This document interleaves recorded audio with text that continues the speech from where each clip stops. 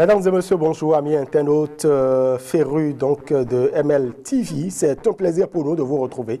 Et aujourd'hui encore, nous allons aborder un pan de l'actualité au Bénin. Vous le savez, depuis quelques jours déjà, cela défraie la chronique, la démission de l'ancien ministre Alain Adiou du parti Foscori pour un Bénin émergent. Quelles sont les motivations essentielles qui ont conduit justement à ce retrait de l'ancien ministre de parti dirigé par Paul Roupen, et donc nous parlerons de ses motivations, nous parlerons pourquoi pas justement de la prochaine étape de sa destination et qu'est-ce qu'il pense justement de cet avènement des élections générales de 2026. Est-ce qu'il compte se positionner justement pour ces scrutins à venir? En tout cas, il nous fait l'honneur de partager ce plateau avec nous aujourd'hui. Alain Adiou, bonjour. Bonjour, cher ami. Merci pour la disponibilité. C'est moi qui vous remercie de m'avoir invité. Voilà. Et je salue les téléspectateurs ou les web. Très bien.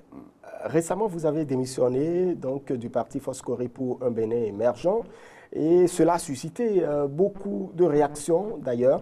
Vous tentez d'expliquer tout de même, il y a eu la réaction également des responsables de ce parti, mais avant d'en venir, dites-nous, qu'est-ce qui a motivé concrètement votre retrait du parti Foscori pour un Bénin émergent?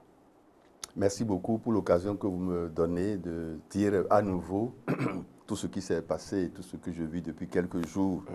Mais avant, permettez-moi de vous remercier, vous ici à Matin Libre TV, mais également tous les médias, quelle que soit la nature, la forme des médias, parce que si je n'avais pas été sollicité par vous, si vous ne vous êtes pas rendu disponible pour que la vérité, ou du moins que ma part de vérité soit dite, jamais je ne serais en capacité, en possibilité de vous solliciter, vous les médias. Ça montre que les médias au Bénin sont assez bien organisés, assez objectifs et courent derrière la vraie information. Contrairement à certains des vôtres qui sont, entre guillemets, manipulables. Ça ne manque jamais. Merci donc à vous. Vous posez la question de savoir ce qui s'est passé. Oui. C'est très simple. Il y a eu, disons, une mésentente. Disons ça comme ça. À ce qui peut arriver. Partout. Voilà. Partout. Une mésentente au plan politique. Assez importante. Pour un parti politique, c'est quand même assez important. Donc une mésentente à partir de quelque chose qui avait été concocté, dit, préparé et déclaré par mes soins pour le compte du parti. Cette mésentente, cette déclaration a entraîné un malaise à l'interne au niveau de certains, mais pas au niveau de tout le parti, ni au niveau de l'opinion publique. Ayant constaté le malaise et l'incapacité du premier responsable, le secrétaire exécutif national, j'ai décidé de me replier un peu pour laisser les uns les autres continuer à faire le travail. Après un activisme de près de 2 ans? J'ai fait 3 ans. 3 ans. Avec 3 ans. J'ai porté la voix, même si officiellement dans les statuts, il n'y a pas la fonction de porte-parole, mais tout le monde le sait, les archives sont là. J'ai porté la voix du parti pendant au moins 2 ans. Et quand le malaise s'est installé, je me suis retiré, je me suis même donné un genre de vacances médiatiques. Beaucoup de vos confrères m'avaient sollicité. Mais je leur ai dit non, je me repose. Oui. Donc je me suis retiré depuis 1 an. Pendant 1 an, plus personne ne m'a entendu parler. Je participais encore aux réunions mensuelles du bureau politique lorsque j'étais invité, comme tous les autres. Donc on était 17. Dans le forum, on nous invitait, le secrétaire administratif nous invitait de la part du SEN et on se présentait pour travailler. À partir du 28 juin 2024, ils ont cessé de m'inviter. Je regardais... Quelle était la raison? Je regardais le forum, j'allais sur le forum et je ne voyais plus d'invitation envoyée à tout le monde. Parce qu'on envoyait l'invitation version électronique et sur place, nous recevions l'invitation papier. Donc, depuis le 28 juin, il n'y a plus d'invitation sur le forum. Bon. Est-ce que vous avez cherché à savoir ce pourquoi? Je vous avais dit qu'il y a déjà un malaise. Un malaise, voilà. Donc vous avez... J'ai participé à l'avant-dernière réunion, la réunion de mai 2024. Très bien. J'y ai participé. Très bien. Et j'ai dit à cette réunion-là par rapport au malaise que je n'étais pas d'accord. Et j'ai dit au SEN qui a posé la question, monsieur, vous êtes toujours fâché? J'ai dit oui. Quand vous allez m'inviter dans votre bureau, je viendrai et on va discuter. Donc je m'attendais à ce que... Une invitation. Mais avant ça, avant le 28 juin, j'ai posé des actes pour montrer que j'étais mécontent. Je suis allé dans le bureau qui m'était affecté et j'ai enlevé mes effets personnels. J'ai voulu remettre la clé. L'un des membres du bureau politique, informé par mes soins, a dit non, non, non, ne faites pas ça. Gardez la clé. On va régler tout ça. Bon, j'ai gardé la clé. Mais je me suis retiré. N'étant plus invité, je ne participais plus à rien du tout. Des activités à gauche, à droite, que je suivais de loin, comme tout citoyen. Des réunions de bureaux exécutifs, bref. On en était là quand le 6 février dernier, 6 février 2025, 2025. Le président d'honneur, avant ça, avant que je ne commence à marquer le pas, je lui avais téléphoné, lui, souhaitant le voir, parce que je voulais lui dire... Vous parlez du ministre Djemba? Djemba. Je voulais lui dire mon malaise. Il était occupé, il n'était pas à Cotonou. Je lui ai fait confiance. Il m'a dit, ah non, monsieur le ministre, je suis au nord, etc. Ok, ok, monsieur le ministre d'État, PH, tout ça, pas de problème. Quand je vais venir, je vais vous faire signe. Et ça, c'était entre mars et mai, entre mars et mai 2024.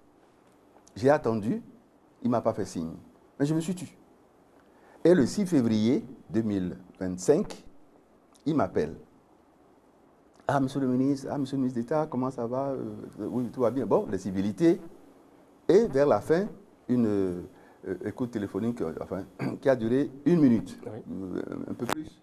À la fin, il dit, vraiment, j'apprécie votre position, calme, pas de bruit, pas de... etc. Votre patience, tout ça. Quand je vais rentrer, on va se voir, on va en discuter. Donc voilà les éléments qui sont perceptibles ou qui étaient perceptibles au niveau de certains responsables, qui montrent que je n'étais pas d'accord, mais je m'étais retiré sans crier gare. J'en étais là. Quand le 6 mai dernier, je reçois à la maison un courrier, une lettre en 2 parties, l'original et le papier à signer.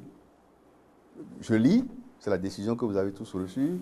Le camarade Adiou Alain, etc., est provisoirement suspendu des activités du parti pour faute commise. Je me suis interdit de signer d'accusé réception. D'accusé réception, merci. Et j'ai annoté sur l'original que j'ai reçu ce papier le 6, c'était signé du 5, et je me suis adressé au SEN en disant, monsieur le SEN, je vous remercie de bien vouloir me préciser ce que vous entendez par faute commise de ma part. Parce que dans le document, ce n'était pas explicite. Rien, on a dit faute commise. J'ai le document avec moi. Faute commise. Simplement. Simplement. Donc j'ai demandé à en savoir plus. Je n'ai pas eu de réponse. C'est vrai, on peut dire du 6 au 12, c'était court. Mais puisque tout le monde savait, au niveau de la hiérarchie, tout le monde savait qu'il y avait malaise. Donc si celui que vous voulez accuser dit ça, normalement, dans les quelques jours qui suivaient, vous devez répondre pour dire on vous accuse de ceci, ceci, ceci. Et si ça appelait une rencontre, on ferait la rencontre. Très bien. Et donc vous n'avez pas eu, il n'y a pas eu de réaction. Et puisque je gérais déjà le malaise, et ça m'embêtait personnellement, j'avais décidé de démissionner, de rendre ça public pour que tout le monde sache que je ne réponds plus de FCB. Donc le 12, j'ai envoyé ma démission. Ils l'ont reçu, la lettre. Ils l'ont lu. Et comme moi, ils ont refusé d'accuser réception. Aussi. Et ils ont demandé à mon envoyé de passer par voie d'huissier. Il est venu me rendre compte. Il est parti de chez moi à 10h. Le nouveau siège est à Godomé, en face du collège de là-bas. Et il est revenu, tout de 10h30, 40, 45. Il dit, bon, on fait quoi? Il dit, ok, on a décidé de scanner ma lettre de démission et de l'envoyer sur les forats où j'étais, les forats de FCBE, Bureau politique et Bureau exécutif national. Pour que ces amis-là, ces responsables-là, sachent que ce qui était caché, que les gens soupçonnaient, c'est clair maintenant, a dit où est parti. C'est officiel. Officiel. Donc j'ai envoyé ça au niveau de ces responsables. J'avais fini de faire ça autour de 11h15, 11h20 maximum. Et à 13h, les journaux sont nourris de la décision de suspension, etc. Mais c'est quoi tout ça? Et moi-même, j'ai envoyé ma démission par voie de presse, je peux m'exprimer ainsi. Et ça a fait toller, ça a mélangé un peu les gens, excusez-moi. Donc nous en sommes là. Et donc ces événements-là ont conduit justement à cette prise de décision. Voilà, donc j'ai démissionné. Ceux qui me suivaient un peu, me connaissaient un peu, mais le monsieur est parti depuis. J'en ai parlé à des gens, le monsieur est parti depuis, il s'est retiré. Je me suis même mis à autre chose, franchement à autre chose, parce que j'ai fait mon analyse sur la situation politique du Bénin, on en a parlé tout à l'heure. Donc je me suis dit, il y a autre chose à faire pour rendre vraiment service à notre pays. En fait, quand vous dites autre chose, il s'agit de quoi? Sur le plan politique, mais pas de politique activisme, activisme politique. Donc moi j'étais déjà à autre chose. Cette affaire-là est arrivée un peu comme pour me discréditer, m'embêter dans l'opinion, etc. Et justement, cette décision et puis ces explications que vous avez données par voie de presse, ça a suscité tout de même la réaction également des responsables du parti Foscori pour un Bénin émergent. Certainement, vous avez suivi. Et puis, justement, par l'entremise de Abouaka Yaya, il a été dit que vous êtes une source d'information pour d'autres chapelles. Et vous êtes un espion.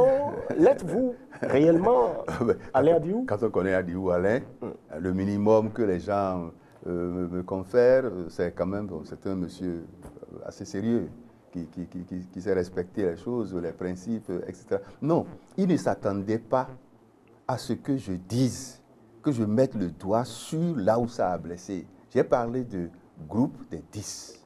Exactement. De quoi s'agit-il concrètement? Voilà. C'est ça qui a fait mal. Et ça fait très mal. J'ai parlé des groupes des 10 parce qu'eux, ils n'étaient pas capables de dire Adiou Alain a fait telle chose, faute commise.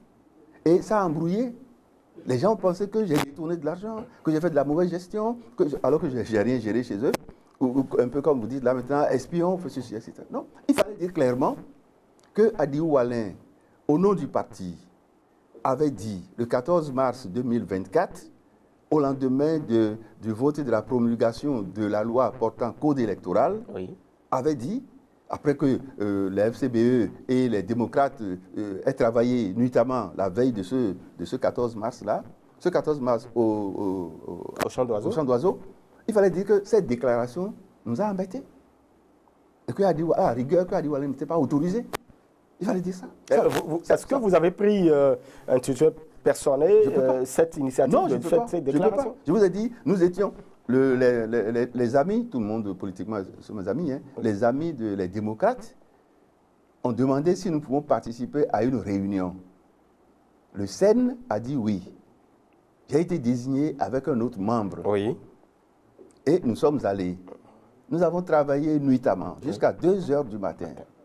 Nous avons mis un petit forum en place pour que s'il y avait des corrections à apporter, tout ça, on puisse échanger la nuit pour que les choses se passent bien le lendemain. Et déjà à ce niveau-là, nous étions porteurs de ce message. FCBE, de l'opposition, quand tout va bien, nous allons apporter les 6 maires pour compléter les 28 députés du Parti Les Démocrates en vue du parrainage, n'est-ce pas?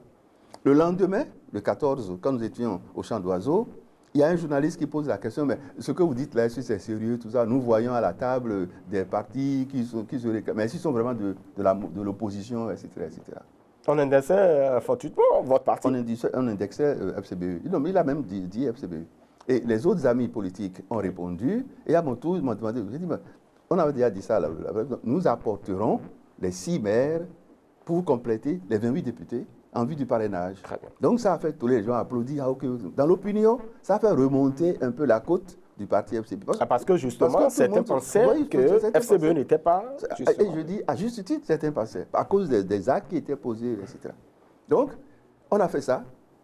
C'est au lendemain de ça, enfin, disons, à partir de là, que le malaise a été ressenti au niveau du bureau politique. Bureau politique de 17 membres, mais il y a un groupe non statutaire, non réglementaire, qui fonctionne comme un couvent.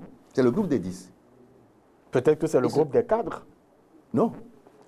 C'est le groupe des 10. Et puisque je ne suis pas membre du groupe, je ne sais pas ce qui a fait qu'ils ont créé ça, je ne peux pas en parler. Mais je devine. Puisque j'ai été là, j'ai entendu les autres. Est-ce que les propos que Alain Adiou a tenus, ces propos-là ont reçu l'assentiment déjà du SEN? Je vais vous expliquer. J'en étais là. le SEN est membre du groupe des 10. Très bien. Donc, il répond du groupe des 10. Le SEN a mis en place autour de lui un petit staff de 4 à 5 personnes qui ne sont pas membres du groupe des 10, qui fonctionnent avec lui au quotidien, qui l'aident à porter le parti. C'est une machine. Et là, je le dis ouvertement, FCBE fonctionnait comme un laboratoire. On travaillait tous les jours. On réfléchissait à tout, questions internationales, questions nationales, etc. J'aime ça, moi, personnellement. Mais ceux-là, autour du SEN, ne sont pas membres des 10. Et quand ils réfléchissent que ça prend l'allure d'une pré-décision, le SEN se voit obligé, et je peux le comprendre, de les consulter. S'il les consultait et que ça fonctionne, pas de problème. Mais ça ne fonctionne pas, il y a difficulté. Et donc, c'était le cas. C'était le cas. Voilà. Et c'était le cas. Donc, c'est à lui, le SEN, sagesse pour sagesse. Si les autres membres du groupe des 10 arrivaient à le convaincre que cette position que vous avez adoptée, que Adihou Alain est allé dire, etc., que ce n'est pas bon, on s'asserait et on trouverait la formule. Très bien. Mais ça n'a pas été le cas. Voilà. Je m'excuse, je m'excuse de le dire directement. C'est le SEN qui a manqué de management. C'est le SEN qui a manqué de sagesse. Parce que les autres ne m'ont pas attaqué, moi, Adihou Alain. Ils ont d'abord, je suppose, ils ont d'abord attaqué le SEN, qui a dû s'expliquer. Et on devait se comprendre à partir de là. Il n'y avait aucune stratégie pour se comprendre en dehors de... Mais que le ministre Adihou vienne, on va s'asseoir. Même, on était 4 à aller au champ d'oiseaux. On était 2 à aller travailler la veille, comme je l'ai dit, mais 4 au champ d'oiseaux. On pouvait nous convoquer. Et ces 4-là, c'était des gens qui ne sont pas membres du groupe des 10. Est-ce que Alain Adihou, à part ces travaux que vous avez effectués avec le Parti Les Démocrates, avec d'autres partis de l'opposition, est-ce qu'après ça, vous avez continué par travailler avec d'autres? Parce que là, on estime que vous êtes une source d'information pour d'autres. Non, il manque d'arguments. Est-ce que vous avez travaillé avec d'autres? Non. C'est une question fermée que vous avez posée, donc je vous réponds directement. Oui. C'est non. D'accord? Mais j'ai dit tout à l'heure, il manquait d'arguments. Très bien. Vous les avez entendus, hein? Moi, je n'ai injurié personne. Même quand j'ai dit quelque part, l'image est sale, je n'ai pas dit Paul Rumpé est sale. J'ai parlé de son image. D'accord? Et même l'image du parti. OK? Mais quand ils ont voulu réagir, c'est des attaques personnelles pour discréditer. C'est des attaques à allure morale par rapport à la personne. D'accord? Mais écoutez, élevons le débat. Tout homme qui s'engage dans la vie politique cesse de se préoccuper d'une certaine façon de sa vie privée. S'il avait une mauvaise privée, il doit la corriger, celle-là. Sinon, en tant qu'homme politique, vous êtes homme public. Et on peut s'attaquer à vous. Tout à fait. Si c'est mal fait, vous pouvez vous plaindre à la justice. Mais on vous traite également d'ingrat. Bien sûr, mais tout ça là, c'est des injures, non? L'ingratitude, c'est quoi? Parce que j'ai travaillé avec eux. Peut-être vous avez profité du parti et puis après vous j'ai travaillé avec eux pendant 3 ans. Si on fait des missions, que j'ai des perdièmes comme tout le monde, là c'est de l'ingratitude. Quand j'allais, moi, au siège avec mon véhicule, ou des fois sans véhicule, en ZIM, etc., je prenais de l'argent, je suis salarié. Contrairement à d'autres, je ne suis pas salarié, j'étais conseiller politique. Et puis,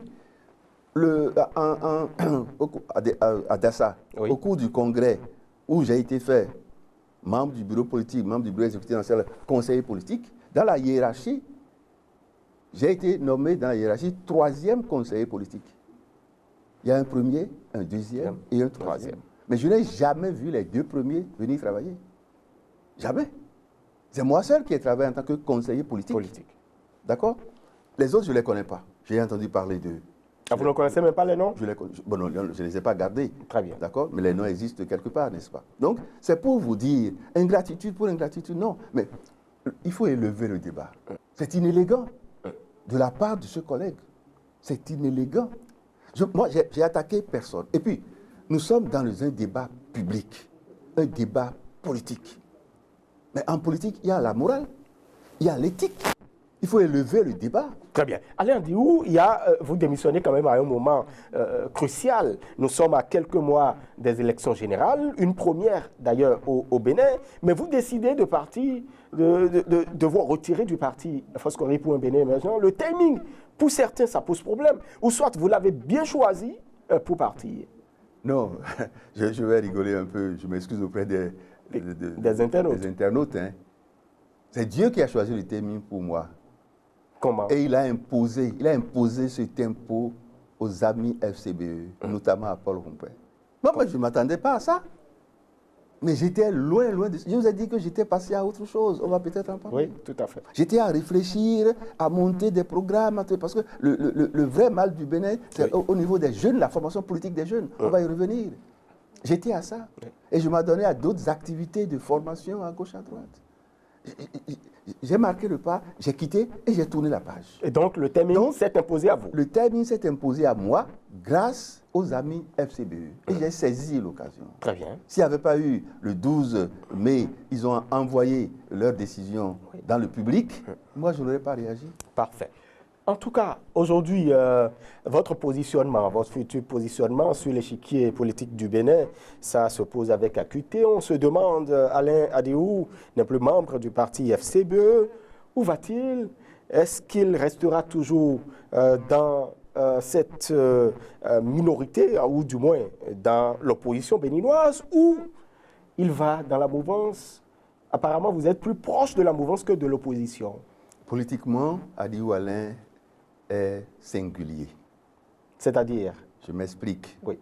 Vous avez vu, depuis la conférence nationale, le seul qui a été au gouvernement de la République et qui, après avoir passé service à son successeur, s'est retrouvé immédiatement privé de liberté. 1011 jours d'emprisonnement, méchanceté gratuite, mesquinerie. Je connais les gens, hein, je les connais très bien. Okay? Pourquoi? Il a géré la LEPI, il a détourné de l'argent public, etc. Je fais la LEPI, la NIP, cette conception-là, c'est ça qui est en train d'être mise en œuvre. Hein. D'accord? Je ferme cette parenthèse-là. Le seul à avoir vécu ça. Je ne suis pas sorti du pays. Ma carrière à l'international a été bousillée parce que les Canadiens ne pouvaient rien comprendre. C'était un combat où, je ne sais pas quoi, béninois. Et quand vous égratignez quelqu'un pour ce genre de raison, corruption, détournement, c'est salissant. D'accord? Donc je dis, Adiou Alain est le seul homme d'État, enfin ministre, homme politique, à avoir vécu ça. J'ai traversé ça pendant des années. Mes amis qui ont fait ça, ils ont dirigé l'Union fait la nation. J'étais avec eux, j'ai subi. Parce que pour moi, il fallait rester avec mes geôliers pour qu'ils sachent tous les jours l'œil de Caïn, que l'œil de Caïn les dérange. Et j'ai fait le combat de 2006 à 2018, 12 ans. Les magistrats instructeurs ont rendu leur décision. Et ça a traîné dans les bureaux de l'Assemblée nationale pendant des années. Je me suis patienté. J'ai fait ce combat, j'ai gagné. Parce que les députés ne pouvaient rien faire d'autre que de constater les conclusions des magistrats instructeurs. C'est même pas blanchi, c'était un non-lieu. La caution a été remboursée. Les avocats sont en train de courir depuis des années pour le dédommagement. Nous en sommes là. Donc, les amis me connaissent. Quand on s'approche de moi pour des raisons publiques, je dis non, moi, je n'ai pas besoin d'argent. Ma conscience, mes convictions, les valeurs sont plus élevées. Et donc, ça ne s'achète pas? Ça ne s'achète pas. Ça ne s'achète pas. Et même pas au milliard. Et personne. Même pas au milliard. Même pas au milliard. Ça a été tenté, mais même pas au milliard. Qui que ce soit. Ah, ça a été tenté par qui? Ça a été tenté. Par qui? Ça a été tenté. Non, mais dites-nous tout. Par des hommes politiques béninois. Donc, de la mouvance, certainement. Pas des amis politiques du Bénin. De la mouvance. Pas des amis politiques du Bénin. Mais on se connaît. Oui. Dans ce pays, on se connaît. D'accord? Donc, moi, je n'ai que des amis politiques. Très bien. Dans la mouvance, comme dans l'opposition. Est-ce que Alain Diou se positionne bientôt? Il se positionnera où? Mais que personne ne se trompe. Adiou Alain, de 2016 à 2018, non seulement était dans la mouvance, mais a soutenu la candidature, il a fait campagne pour Patrice Talon. En 2016, les gens me voyaient. Et je suis resté dans ce giron-là de 2016 à 2018. Si je me suis éloigné, ce n'est pas parce que je suis contre Patrice Talon. C'est parce que le choix qu'il a fait, et il est libre de faire ce choix-là, le choix qu'il a fait ne me correspond pas, ne me convient pas. Moi, je suis un humaniste. Je mets l'accent sur l'humain. Pour moi, c'est le premier acteur de développement. Le chef de l'État a mis l'accent sur autre chose. Je ne me suis pas senti à l'aise et je ne pouvais pas le déranger. C'est lui l'élu, non? C'est pas moi, non? Je n'ai jamais été candidat à la présidentielle de notre pays. Donc, je me suis retiré. Et à un moment donné, casting pour casting, on m'a parlé de FCDB, d'accord? Oui. Et ils se sont rapprochés de moi pour dire, mais on a besoin de vous, vous pouvez... J'ai dit, bon, ok, je peux rendre ce service-là. Mais j'ai constaté à un moment donné qu'il y a des valeurs contre valeurs, etc. Oui. Et en 2021, quand les amis d'hier, FCBE, avaient annoncé leur candidature, que tout a été fait, j'ai vu qu'il y avait un duo candidat. Bon, je ne peux pas être de l'opposition et soutenir la candidature de la majorité. OK? Logique. Donc, c'est pas eux qui se sont rapprochés de moi, c'est moi qui me suis rapproché d'eux. Et nous avons fait le travail. Alors, s'il y a difficulté dans le parcours, on s'assoit, on discute. Oui. Donc voilà, Adi Oualin a fini avec l'activisme politique partisan. Et quand vous le dites ainsi, ça veut dire quoi concrètement? Adi Oualin, on ne verra plus jamais. Oui. Adi Oualin. On ne le dit jamais, jamais. Oui, mais là, je le dis moi. Oui. On ne verra plus jamais Adi Oualin membre d'un parti politique. Parce que c'est du partisan, ça. Oui. C'est fini. Mais vous pouvez travailler de façon technique? Voilà. C'est fini. Adi Oualin ne sera plus jamais membre d'un parti politique au Bénin. Très bien. Mouvance ou opposition. Mais Adi Oualin reste un homme politique. Comment on peut être un homme politique qui n'a pas d'empreinte d'activisme politique? Comment? Bon, d'abord, comparaison n'est pas raison, mais je m'excuse. Hein. Oui. Le président Mathieu Kérékou n'a jamais été membre d'un parti politique. Mais vous savez qu'avec la réforme du système partisan aujourd'hui, on voudrait que les partis soient au cœur de... J'ai donné juste cet exemple-là. Vous pouvez, si vous ne voulez pas être candidat, vous n'avez pas besoin d'être au cœur d'un parti politique. Nous sommes d'accord? Or, je ne suis pas candidat. Je ne suis plus candidat à rien. D'accord? Et puis, il y a de mes aînés connus politiquement qui sont d'un bord ou d'un autre, mais qui ne sont pas membres de partis politiques. D'accord? Donc ça ne gêne pas du tout qu'Adi Oualin se réclamant de l'opposition. C'est une opposition par principe. D'accord? Je vous l'ai dit là. Je n'ai rien contre la personne du président Patrice Talon. Mais les choix politiques ne me conviennent pas. Parfait. Par contre, si je suis sollicité, parce qu'on dit, ah, ce monsieur, il peut faire ceci, il peut nous dire ceci, il peut nous aider ponctuellement à réfléchir dans ce comme dans l'autre, je suis prêt. Je suis prêt. Que ça vienne de la mouvance ou de l'opposition. Parce que nous sommes tous des Béninois. D'accord? Mais prioritairement, mon souhait, c'est que ces sollicitations-là viennent de l'opposition. Parce que je m'entendrai plus facilement avec ces amis-là pour faire ce genre de travail. Mais il y a une autre possibilité pour moi, enfin, un travail que je me suis donné, c'est par rapport à la jeunesse, on pourra peut-être en parler. Tout à fait. Mais comment analysez-vous actuellement le paysage politique au Bénin? Il n'est pas bon. Que les gens m'excusent. Hein. Oui. Nous avons été à la conférence nationale. Ceux qui disent que la conférence était un bégaiement de l'histoire, non, je ne les rejoins pas. Pas du tout. Chaque pays a son histoire, a sa réalité. Oui. Quand j'ai été en Afrique du Sud, j'ai vu comment ils traitaient leur ancien président de la République, Nelson Mandela. Le musée Mandela. Ça se respecte, ça s'entretient. La conférence nationale, c'était l'occasion pour les Béninois, les responsables, de se réconcilier. J'y ai participé, j'ai vu. J'ai vu les gens pleurer. Parce qu'il fallait céder des choses. Ce n'était pas que des adversaires politiques. Il y en avait qui étaient des ennemis. Des ennemis. Mais ils ont fini par s'asseoir les uns à côté des autres, se parler, se réconcilier, se pardonner. C'était des moments très très forts, inédits.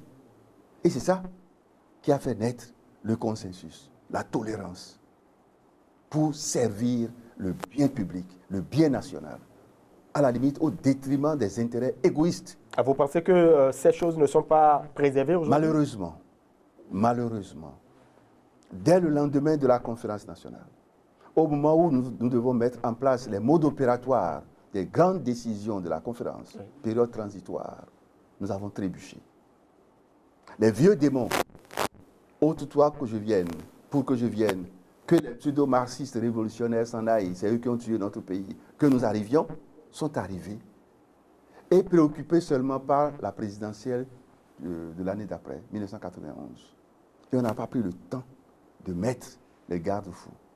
Et ça, nous en souffrons encore, jusqu'à maintenant. Il y a beaucoup de déviations qui sont nées, qui ont leur racine là-bas, à ce moment-là. Je voudrais faire partie des gens qui vont rappeler ça. Parce qu'un peuple sans mémoire est un peuple perdu, sans avenir. Donc je voudrais contribuer à ça, surtout au niveau de la jeunesse, pour dire, on ne vient pas en politique comme une génération spontanée. Non, on y vient. D'abord, c'est quoi la politique? Ce n'est pas l'occasion de se prostituer, excusez-moi l'expression, pour aller s'enrichir facilement, rapidement. Non, ne pas avoir des valeurs. Non, ce n'est pas ça. Je rêve. Oui, c'est permis de rêver. Oui. Je rêve d'un Bénin un peu comme le Sénégal d'aujourd'hui. La jeunesse béninoise, un peu comme celle du Sénégal. Je ne dis pas que celle du Sénégal, elle est à 100%. Non, je ne dis pas ça. Mais qu'on puisse compter sur les jeunes. Mais on voit aujourd'hui, Alain Diou, on voit aujourd'hui que les partis politiques disposent d'écoles du parti pour pouvoir former la jeunesse. J'ai été pour le compte de FCBE, directeur de l'école du parti. Très bien. Et ça n'a pas fonctionné, ça ne fonctionne pas. Les partis politiques qui ont un peu de ressources financières, 3 ou 4 là, qui bénéficient du financement public. Voilà, financement public. Le maximum qu'ils ont fait jusque-là, c'est d'inviter quelques personnes, des coachs, des ceci, pour parler à des jeunes. Il n'y a pas de véritable école de formation. Il n'y en a pas. Très bien. Il n'y en a pas. Et puis c'est mieux de former les jeunes de façon générale, la conscience citoyenne, la conscience politique, que de les former dans le cadre d'un parti. Très bien. Le cadre d'un parti, c'est déjà partisan. Oui. D'accord? Donc, moi, j'ai fait cette option-là, de m'ouvrir à la jeunesse, pour former. Je n'ai pas encore tout mis en place. Vous voulez vous donner à cette œuvre-là aujourd'hui? Voilà, je me donne au pays sous cet angle-là. Donc, je dis, Adiou Alain n'est plus partisan dans le milieu politique, il reste opposant, mais opposant par principe, parce que le chef de l'État, tout régime, a besoin d'une bonne opposition. Est-ce qu'on a aujourd'hui une bonne opposition au Bénin? S'il y a déjà besoin d'une bonne opposition, j'insinue déjà quelque chose. Vous insinuez quoi? Le problème de fond, quand on a fini, ou quand j'ai fini de dénoncer ce que j'ai remarqué comme pas bien, politiquement pas bien, au niveau de FCBE, mais que peut-être sur le tard, je viens dire, parce que beaucoup étaient déjà convaincus, mais beaucoup ont dit, mais qu'est-ce qu'Adiou Alain est allé faire là-bas? Ses valeurs, ses convictions, sa façon le sérieux qu'on lui accorde, tout ça. Qu'est-ce qu'il est allé? La crédibilité dont il bénéficie d'une part, qu'est-ce qu'il est allé faire là-bas? Beaucoup. Et je profite pour leur dire, pardon. Vous avez perçu la chose avant moi. Paul Rompé, je ne le connaissais pas. Quand j'allais à l'université pour enseigner, il faisait partie des étudiants. Ce n'est pas du discrédit, non. Je ne le connaissais pas. Je ne connaissais pas l'homme. Et il y a les autres aussi. Moi, quand Yahi était en train de gouverner, moi j'étais en prison. Donc je ne les connaissais pas. Très bien. D'accord. On va parler maintenant des élections générales de 2026. Alain Adiou, est-ce que vous avez des craintes? Vous avez demandé la classe politique d'aujourd'hui, j'ai dit elle n'est pas en bonne situation, surtout l'opposition, n'est-ce pas? Et j'ai dit, mais l'autre problème qui est le fond, le chef de l'État a dit, quand il a reçu les amis qui se sont donnés à faire l'audit du vous voulez parler du comité de pilotage, voilà. Jean-Baptiste Elias et puis... Voilà. Quand il les a reçus ce jour-là, il a dit, ne profitez pas de cet exercice-là pour aborder l'affaire de code électoral. Je ne veux pas céder. Les 20%, les ceci-là, ça va rester. Parce que moi, je suis dans une logique. Je veux qu'il y ait des partis forts, nationaux. Est-ce qu'il a tort, est-ce qu'il a raison? Là n'est pas le problème. Mais quand il a dit ça, il a ajouté, si les partis de l'opposition ne se mettaient pas ensemble, ils vont échouer. Si les partis de la mouvance ne faisaient pas la même chose, ils vont échouer. C'est un message fort que le chef de l'État a lancé. Et j'ai observé que les partis de la mouvance font l'effort de se mettre ensemble. Ce n'est pas pour rien, même quand on a parlé, même quand le code a dit 20%, ce n'est pas pour rien que le code a mis également un bémol. Si vous êtes seul, vous devez remplir cette condition de 20% dans les 24 circonscriptions électorales. J'ai fait le point. pas avec tous les partis politiques, mais avec le parti Les Démocrates, qui se réclame et qui en apparence est le parti politique le plus fort de l'opposition. Sur les 24 circonscriptions électorales, ils ont dépassé 20% dans 14. Dans 14, d'accord? Vous pensez que leur situation est nettement meilleure que celle qu'ils ont eue en 2023? Pour qu'ils passent de 14 à 24, plein? Je ne suis pas sûr. Donc, si vous êtes seul, vous n'aurez qu'à gérer 20%. Mais si vous mettez ensemble accord de gouvernance, moi j'appelle accord de législature, si vous mettez ensemble que la Sénat a enregistré votre accord avant que vous n'alliez à la compétition, on vous comptera dans chacune des circonscriptions 10%. Ah, vous voulez dire que le parti Les Démocrates devrait s'associer avec le parti FCBE? Je dis à partir de ce que le chef de l'État lui-même a recommandé. Les partis de l'opposition n'ont qu'à se regrouper, sinon ils vont échouer. Il y a un cadre de concertation qui existe. Les partis de la mouvance n'ont qu'à se regrouper, ils vont échouer. Donc, le chef d'État a lancé ça. Donc, il ne peut pas se surprendre lui-même de constater que les partis de la mouvance font l'effort de se regrouper. Les partis de l'opposition aussi font l'effort de se regrouper. Alors, il y a déjà un cadre de concertation des forces politiques de l'opposition. Oui, mais ce n'est pas un regroupement, ça. Ce n'est pas de ça que le chef de l'État parle. Le vrai problème, c'est qu'est-ce qui empêche FCBE de prendre la main tendue, si main tendue il y a, de les démocrates? Qu'est-ce qui empêche les démocrates de prendre la main tendue ou la disponibilité des FCBE pour que ces deux partis qui ont des élus puissent entraîner ou porter les autres de l'opposition pour qu'ils fassent le travail au niveau de l'opposition?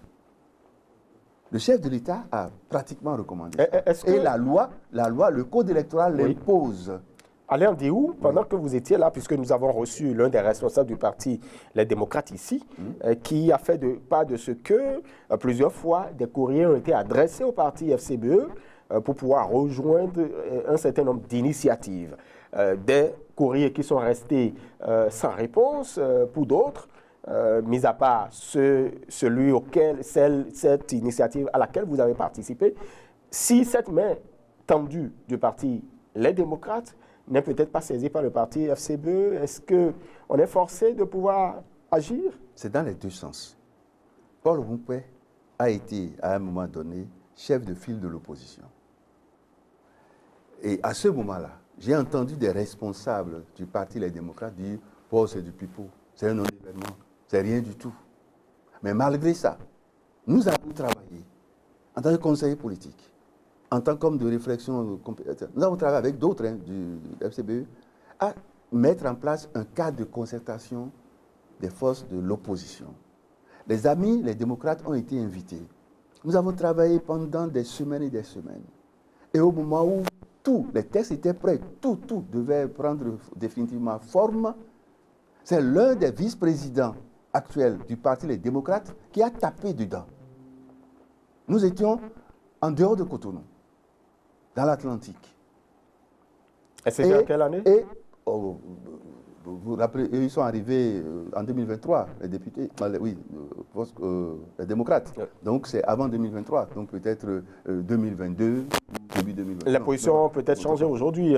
Pour vous rappeler que quand Paul Roumpé, chef de file de l'opposition, était dans ce rôle, et qu'il y avait eu tentative de se mettre ensemble, les forces de l'opposition, moi j'ai entendu quelqu'un, comme je disais, dire, mais si nous faisons ça, c'est que nous plébiscitons Paul Roumpé. 2022. Et puis après ça, quand ça a commencé, le président Yaïbouni était allé rencontrer le président de la République, et puis il a une petite mauvaise phrase sur FCBE. Est-ce que FCBE est de l'opposition? Vous vous rappelez? Il a dit comme ça. Et puis ça a fait un peu tollé, etc. Il s'est calmé. Mais après ça, je viens de parler de FCBE qui n'a pas été accueilli par les démocrates. Après ça, j'ai observé aussi que Yaïbouni lui-même a appelé certains de ses ministres, de ses anciens ministres, acteurs forts de FCBE, venez, on va s'asseoir. Ils ont dit non. J'ai participé à des échanges où des responsables du parti Les Démocrates ont dit aux responsables du parti FCBE, venez, nous sommes des frères. Nous étions ensemble à travailler. N'écoutez pas ce que les jeunes, les plus jeunes du parti Les Démocrates sont en train de dire. On va s'asseoir, taire nos querelles et travailler pour le bien de la République. FCBE n'a pas pris cette main tendue. Donc, ce que je dénonce, qui est au-delà de ce que j'ai dit, qui a énervé, entre guillemets, mes amis les FCBE, voilà, ce que je dénonce, c'est le fait que FCBE et les démocrates continuent à gérer leur guéguerre comme si nous étions dans une épicerie, comme si nous étions, excusez-moi, au marché, comme si c'était des querelles de coépouses. Il s'agit d'intérêt national. Très bien. Qu'ils se mettent ensemble parce que non seulement le chef de l'État l'a souhaité, mais deuxièmement parce que le code l'exige. Que nous allions tous éprouver le code en cette disposition de 20%, 10% ou je ne sais plus quoi, et qu'une fois éprouvé, le code nous fasse comprendre que c'est impossible. Très bien. Alain Diou, le scrutin, donc les élections générales de 2026, est-ce qu'il y a des enjeux? Ah oui, c'est bien parce qu'il y a des enjeux que ce que je dis aujourd'hui se justifie et est pertinent. Il y a des enjeux. Le premier enjeu, c'est la paix. Le tout premier enjeu, c'est la paix. Mais vous voulez que les infrastructures, les ceci, qu'on dise talons l'affaire, oui, talons l'affaire. Mais c'est à coup de centaines de milliards de nous-mêmes. Il a emprunté les sous, pas pour lui. Il l'a fait pour le pays. Il a posé les bases pour le pays. Les enfants, vos petits-enfants vont rembourser. C'est l'argent du pays. Vous voulez que ce que le petit qu'on a vu là, en 2019, arrive en grandeur plus élevée? Non. Donc, le premier enjeu majeur, c'est la paix. Mais il ne peut pas avoir de paix sans réconciliation, à la limite sans justice. Mais puisque le chef de l'État ne veut pas qu'on aille toucher à la loi, travaillons à ce que la loi elle-même dise, mais je suis pas bien, ou bien. Donc, oui, la paix, nous risquons de nous battre si chacun restait campé dans sa position. Nous risquons de ne pas avoir des élections rentables, parce que si les forces de l'opposition ne se mettaient pas ensemble, vous pensez que FCBE seul, même quand ils font ces incantations-là, qu'ils se restructurent, ils vont gagner 30%, mais ils vont gagner 30%. Dans l'opinion publique, là, ils sont à 10% déjà. Pour passer de 10% à 30%, ce sera un miracle terrible. Très bien. D'accord? Mais si eux n'avaient pas 30%, comment est-ce qu'ils auront des députés? Si les démocrates, qui sont théoriquement mieux placés, mieux positionnés dans l'opinion, que eux n'arrivent pas à avoir 20% dans les 24, comment est-ce que... Alors, donc, le risque que nous courons, c'est que l'opposition, telle qu'éclatée, soit absente à la répartition des sièges pour les députés. Mais il y a la présidentielle qui est là, le successeur de Patrice Talon. Bien sûr, mais la présidentielle, même si on aura la candidature pour la présidentielle avant les élections législatives. Oui. La présidentielle après, puisque la présidentielle c'est le 12 avril. On aura ça. La candidature pour la présidentielle sera connue. Exactement. Bientôt. En octobre. En octobre. Les dossiers seront déposés. Voilà. Mais on aura les élections législatives en janvier. Exactement. Mais si on a un Parlement monocolore qui s'installe en février, de février à mars, avril, mai, le Parlement sera déjà en train de travailler. D'accord? Quand le Parlement était monocolore en 2019, vous vous rappelez de ce qu'ils nous ont donné? Les lois qu'ils nous ont produites? Vous pensez que c'est fini? Que ça ne se répétera pas? Ça peut se répéter. C'est des enjeux aussi. C'est des enjeux. S'il y a l'opposition dedans, au moins ça va atténuer les risques. D'accord? Donc, nous courons tous les risques possibles parce que c'est la toute première fois. Il y a des exclusions presque partout dans le code, etc. Si on ne s'y prend pas bien pour calmer le jeu, ce sera tant pis. La CEDEAO, avec les exigences mises en place, nous invite à nous asseoir pour regarder nos textes. À 6 mois avant. À 6 mois avant. Si on s'entend, ça peut être moins de 6 mois avant. Exactement. Mais si on ne s'entendait pas, à partir de 6 mois, c'est fini. 6 mois, c'est en juin là. Hein. C'est juin à janvier là-bas. Donc, on peut encore faire des choses. À l'initiative ou des députés ou du chef de l'État. Des choses sont encore possibles. Très bien. Est-ce que pour ces élections, vous comptez jouer un rôle personnellement? En dehors du conseil que je donne, des analyses que je fais, analyses non partisanes, je ne pense pas jouer un rôle en particulier. Sauf si j'étais sollicité par des amis de façon spéciale. Très bien. Merci beaucoup à vous, Alain Adiou, pour toutes ces précisions. Malheureusement, nous sommes au terme de nos discussions. Et déjà, votre mot de fin. Et surtout pour les internautes de ML TV qui veulent justement que vous vous adressiez à eux. Mais je les remercie de m'avoir écouté, d'avoir suivi. Je leur demande pardon pour tous ceux qui auront été choqués peut-être par certains de mes propos. Je voudrais dire aux uns et aux autres qu'il n'y a aucun calcul politicien dans ce que je fais, qu'il n'y a aucune main invisible derrière moi. Je suis libre penseur politique dans notre pays. Les amis FCBE, s'ils n'avaient pas provoqué ce qu'ils ont provoqué, j'en ai pas sorti pour parler. Je les laisse continuer à m'insulter, à m'injurier. Je suis un peu habitué à cela. Un homme politique aussi doit savoir avoir le dos large. Notre pays a besoin de nous tous pour être construit. Et moi, je me laisse manger. Et si les jeunes le veulent, je me laisse manger par les jeunes qui, pour moi, sont devenus une grande cible. Très bien. Merci beaucoup à vous, Alain Adiou. Vous êtes ancien ministre, vous êtes justement ancien membre du parti Foscori pour un Bénin émergent. Et justement, c'est suite à votre démission que nous vous recevons pour mieux faire comprendre à nos amis internautes quelle était l'essence de cette décision et qu'est-ce que vous pensez des élections générales à venir. Mesdames et messieurs, merci de nous avoir suivis. Et donc, c'est fini pour ce numéro de votre émission Matin Libre Politique. On va se retrouver très incessamment sur nos plateformes digitales. D'ici là, portez-vous bien. Agréable suite sur donc, nos plateformes.